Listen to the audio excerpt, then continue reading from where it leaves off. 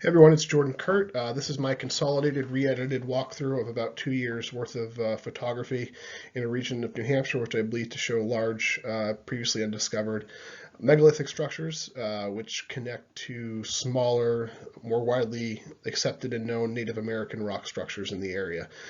So this first picture you're seeing is one of the more impressive structures I found. It's a large oval with a flat face, flush with what looks like almost a staircase cut into the mountaintop. To the right, you can see the beginning of a wall which travels down the mountainside. So now I'm going to explain how I got interested in this subject, why I thought I would be successful in my pursuit, and then I'll walk through some commonly accepted Native American stone structures and show how they led me up to these larger, more speculative structures.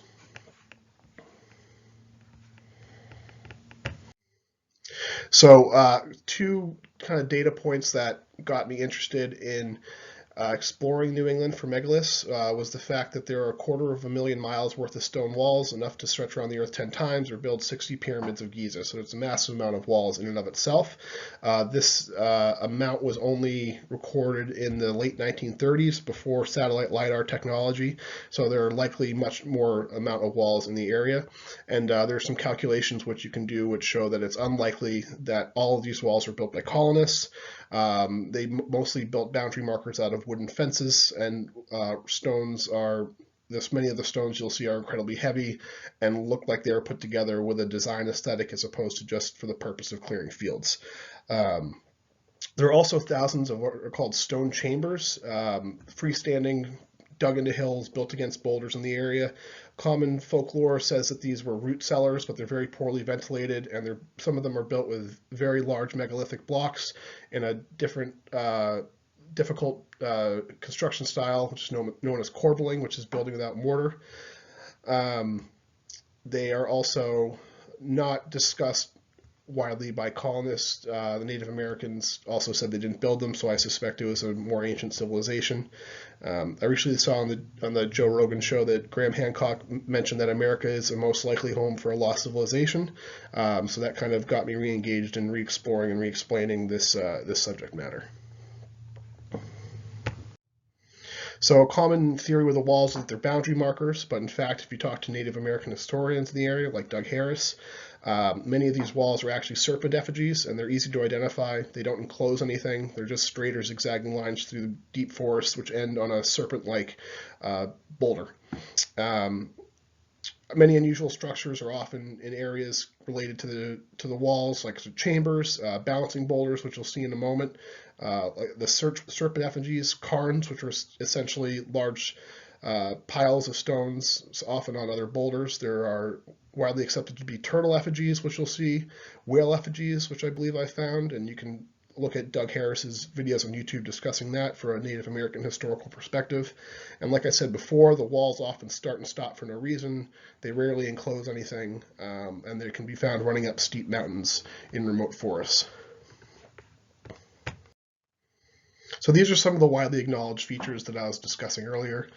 This is a chamber I found. This is actually right off of Route 3, just south of, I'd say, Tingsboro, Massachusetts. It's not enough space to live in. There's no roof. You can see the skylight in the top. It's not a fireplace. It was built against a large boulder. It's very crooked, and you can see the sort of roof above the door is a large thin stone, which is known as a lintel, which is common to other ancient chambers in the area. So this is one that I found, and this is a commonly accepted stone structure in the area. But actually, I think it's widely accepted by historians that these were not built by colonists as root cellars. This is what I believe to be a serpent effigy. This was found in New Hampshire in the area. I found the larger megaliths. As you can see, it stops, so it's not enclosing anything, and it ends on a large serpentine head. The boulders are, the wall's about one boulder thick all the way through. It looks like these were precariously stacked on top of each other, but they still stood the test of time, which is interesting. Here's what I believe to be another serpent effigy. You can see the serpentine head covered in moss. This is at the bottom of the mountain, of which I found that large megalith I show in the first slide. And here is a related structure. You can see this is on a mountain a few miles away. You can see the large snake-like head boulder, which this ends on, and another lintel, the large, thin table-like rock on the end, and the serpent-like round boulder at the very end above the lintel. So, remembering on this one, on the last slide, the wall ends on that rounded boulder. We see the same phenomenon to the right, and the wall starts again at the bottom, very small, and builds up to about 2 feet high. So, in keeping animals enclosed, this wouldn't work. It's a very short wall. There's many very short walls. This is why I call them more ornamental than functional. And then if we turn to the left, I'm going to show you, looking at where the wall sort of disappears into the larger boulder on the right. There is a very triangular cutout in the base rock, and if we zoom in, we can actually see it circled, a triangle pointer stone sitting inside that triangle cutout. So this, I believe, is some kind of design element left behind. And if we look at the wall on the boulder from the left-hand side, you can see kind of the precarious design of the wall. There are actually some patterns in here. To the left, you can see 2 notched sort of flat stones above the lintel, which mirror each other in shape. And as you move back along that wall, you see those same style of stones flipped over 180 degrees to the left, mirrored one on top of each other. That's the large base stone and the middle sort of triangular stone. So we see patterns within these walls, which suggests these are not the result of farmers clearing anything. To the left of that, cut out of the base stone, there appear to be large rectangular blocks. They're quite uniform, a bit rough, but certainly rectangles. So I think that questions the glacial erratic theory that glaciers caused these structures. Here's another view, very rectangular, a lot of right angles. Another view, and you can see on the bottom right, which I hope my video of myself isn't blocking too much, but you can see a right angle cut taken out of the bedrock. And I found several other examples elsewhere in the region of right angles taken out of boulders. There's one, and there's another a few miles away. The next common structure you see in the area is cairns, or rock piles. So the top 2 are cairns. I think they're pretty self-explanatory, but they have a deep history in Native American history, folklore. And the bottom image is just a boulder with smaller rocks on top of it. And there's a lot of theories for what these meant, what they were used for. Here's one that I found. On the left side, there's actually a huge piece of quartz, almost like a quartz plate sticking out of the front. I'll show you more examples of quartz, and I believe these had significance to Native Americans and ancient European stone building cultures. Another example, these are quite common. All over these woods, you see these boulders covered in often similar type rocks. I think this would count as a turtle effigy. Also notice the eye-shaped cut on the boulder. You'll see many more of those. They're also called them fan-shaped cuts, but you'll see more of those all over the region later on in the presentation. Another example, another example. And I found something very interesting, which looked to me like sort of a shrine. It was next to this large boulder. You can see these 3 stones stacked up, the triangular stone pointed up. And I found, this was the most dramatic example, but I did find other examples of just 3 stones, one straight on top of the other 3 next to each other near the same mountain peak. And that will bring us into these structures where they include quartz and that significance.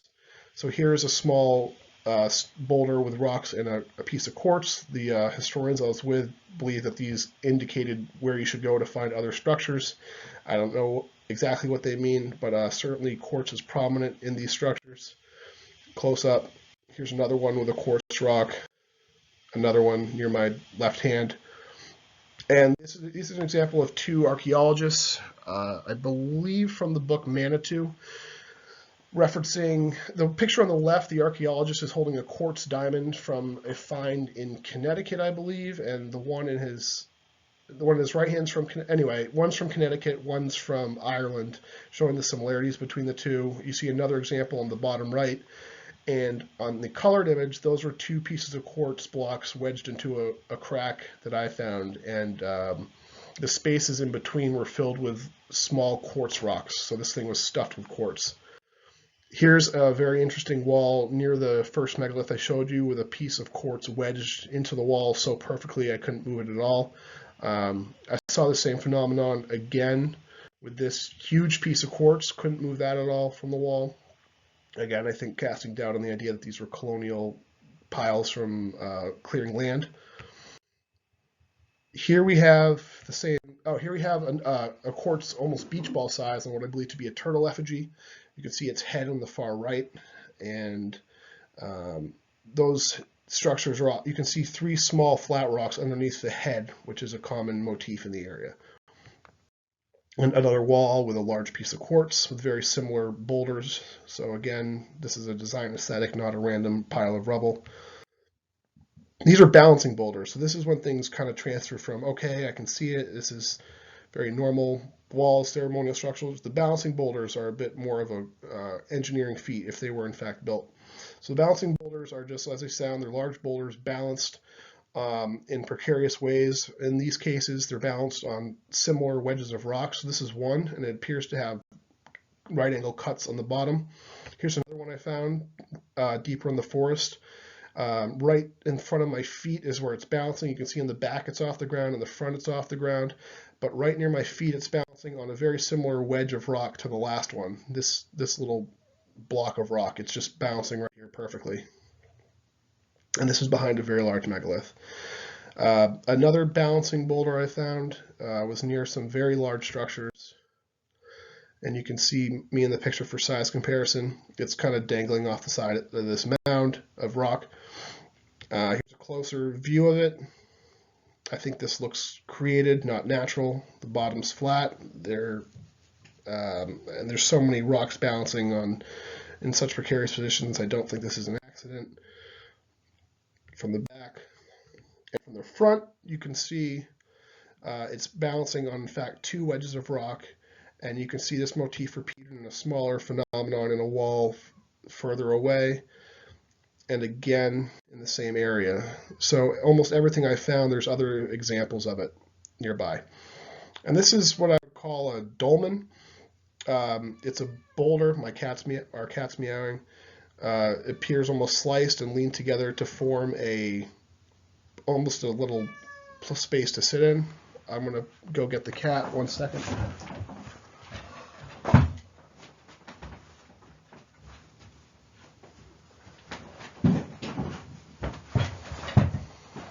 I'm going to ignore the cat.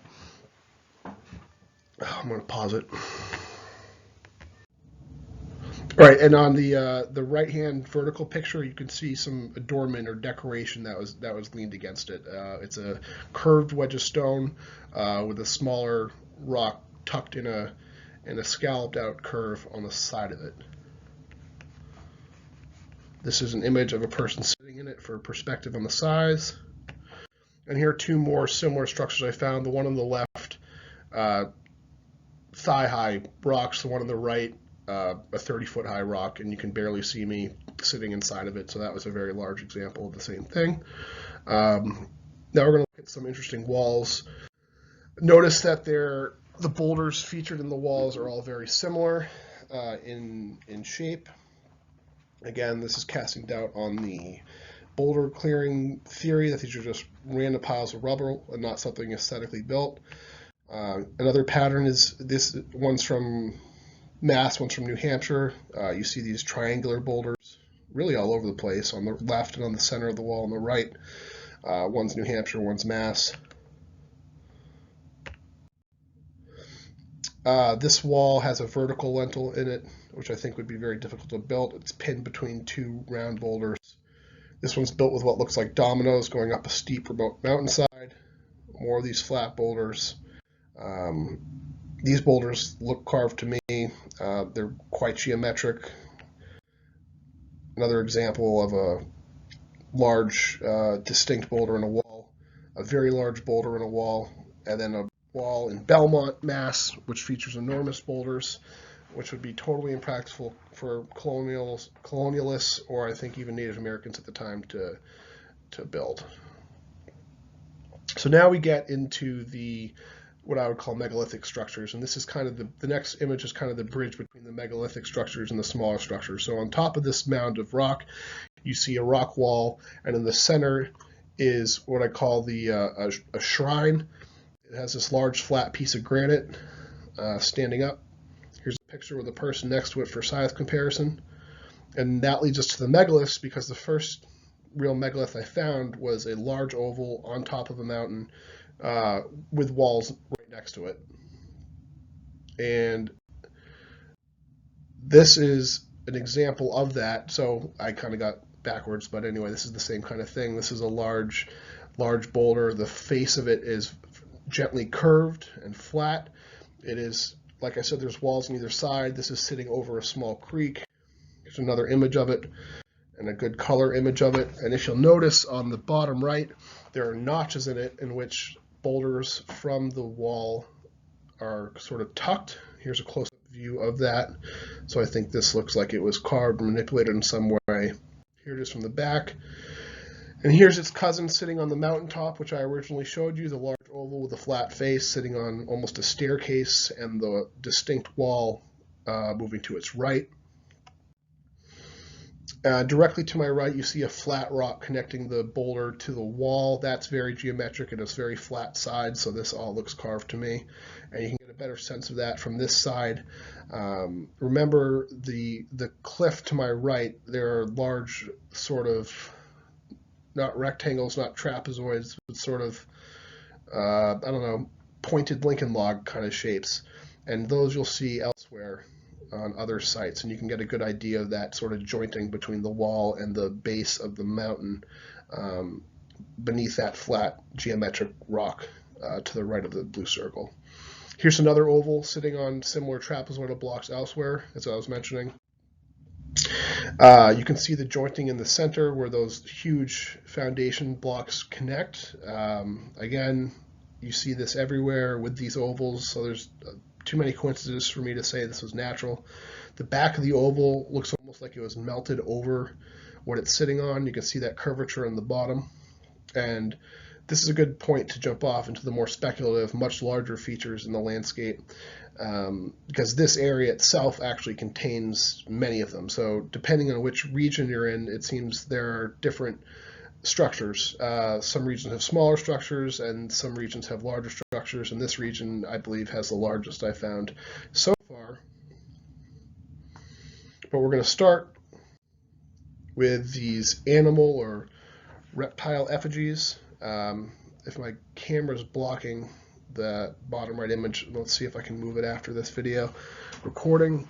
You can see distinct, the top right video is from Jim Villarria, who's a historian in the area. That's a serpent or reptile effigy. It has an eye cut out in the boulder. You can see the faint outline of an eye on the boulder to the left, on the right side of that boulder. And then the person is sitting on a, what I call a salamander effigy. You can see a distinct head and eye cut and the body in the back. This is another example of that with the head on the left. And this isn't a random occurrence. Here's two other examples of that. You can see in both sides, you see an animal head, similar shaped blocks forming its back and feet. Here's that salamander on the right viewed from the right.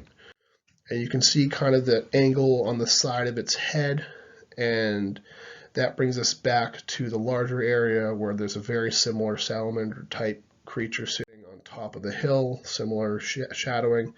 And again, this is next to that balanced boulder I showed you earlier. So just to the left of this is that large salamander. And let's go back to that salamander on the other side, body and head. And then you zoom in to its neck and you can see these what I call fan-shaped cuts. And these are common in the area ranging from Rhode Island to Mass to New Hampshire. Here's a variety of examples of what I mean by fan-shaped cuts in rocks. Behind that salamander, we see another animalistic effigy. Could represent a bird or a hawk. Notice it has a round boulder sitting on top of it. This is common. The sort of melted oval structure I showed you nearby also has an oval sitting on top of it. And behind that bird, you see another very similar bird. And the image in red outline, you can see the similarity. This is on a cliff several miles away. Here is that image from the front. Notice the very crystalline granite block in the center of its chest. That's something you'll see again. You can see those fan-shaped cuts around its chest as well. And the left and right side of this are very evenly shaped and very flat. It almost looks like they have layers of blocks. Left side, right side, very similar. And let's go into the super speculative structures. So this is my most outrageous theory and find. You can see the animal-shaped head on the top. To my left, there is a little cave with a crystalline granite insert that is very square in shape. My hand is on one of those trapezoidal sort of foundation blocks that you saw on the balanced ovals earlier. So that's, I think, the third time I've seen this type of thing. And I'm going to take you on a walk around of this. Here it is from a different angle. On its, I believe, left side, it almost looks like a Sphinx. You can see almost a half-pipe curvature on the block to its left. It looks like it was maybe once connected and slid down off of it. And you can see layers of potentially separate blocks as well. Here's the head from the bottom, head from the side. You can see that other trapezoidal block. And notice just below my pencil, there's a smaller boulder kind of balanced between the foundation blocks. This is something you see nearby on that draped oval. Here's a close-up of that phenomenon. Just to the left of my head is that similar sort of centerpiece boulder, and there are those trapezoidal blocks all coming together, which you see everywhere in different styles. Another view of the trapezoid, a view of the left. To me, it looks like a lot of this rubble was leaned up against this structure or mountainside. And going back to the crystalline granite inserts, this overhang is covering up a small cave, and then you zoom in and you can see that rectangular block, which is very, very crystalline granite. Here it is up close. So even if this whole structure was natural, I would 100% surmise that this was placed here out of some sort of religious or ceremonial belief. And we can see another example of such an insert on this snake effigy head. I believe rattlesnakes were common in the area at some point in history, and these were believed to be rattlesnake effigies. And you can see that it looks very much like a rattlesnake. Notice on the left side of the head, there's a right angle cut, and the sides, like that turtle carved out of the mountain, are very, very flat, distinct. And here's another on the right side, very flat cutting. Now we're going to move into the tongue, the crystal granite in the mouth, and you can see it's very triangular. It looks carved, and I suspect it's here for some religious ornamentational reason. The next structure is a large turtle effigy. You can see its shell and head distinctly. Here it is. It has one side of it is flat. Those two boulders are very flush with each other. The right side is round, so I found that interesting. Here's the turtle's back. Looks very reptilian. And here's the back of that draped oval structure, which also looks very much like a turtle. Natives called North America Turtle Island, so there is a lot of lore about turtles in the area. And again, this huge structure is topped by an oval, which again you saw earlier on that sort of bird-like structure. And also, I forgot to mention there is one on the snake as well. So even if these larger structures are natural, they were certainly decorated with meaningful objects. And to wrap up the show, I have a few more items. This, what I believe to be a whale effigy. Here's its mouth. Again, probably filled in with stones which are considered sacred. Another view. And then another view of several other what I believe to be whale effigies in the area. And my most speculative theory, some of you may know New Hampshire's symbol on the quarter was for some time, maybe still is, the old man in the mountain. This collapsed due to erosion in the 90s at some point. I was taking a look at this, and again, this is purely speculative because it doesn't exist anymore. These are just photographs, but it looks to me like it's wearing a helmet that was carved. It's a very distinct face. And the most impressive part of this is when you look at its backside, if this was carved by natural forces, why would the backside resemble a face? Well, it does. In fact, it even has lips. It has a very distinct mouth. So I do think this was carved at one point in distant history.